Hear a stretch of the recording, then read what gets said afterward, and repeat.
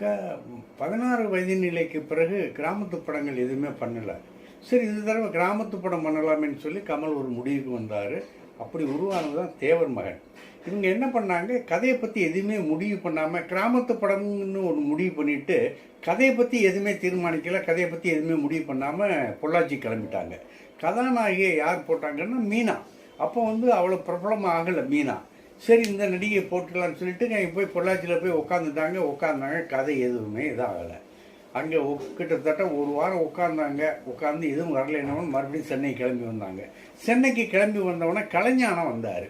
கலைஞானம் வந்தவொடனே அவங்க எல்லாம் டிஸ்கஷன்லாம் நடந்தது. டிஸ்கஷன் நடக்கும்போது அவர் ஒரு கதை சொன்னார். அந்த கதைக்கு ஒரு கோவில் 2 பூட்டு அப்படின்னு சொல்லி தலைப்பு வச்சாங்க. ஓகேயா அப்படின்னா ஓகே. அதே நேரத்தில் கங்கை அமரன் ஒரு கதை சொன்னார், வீரபாண்டியன் சொல்லி ஒரு கதை சொன்னார்.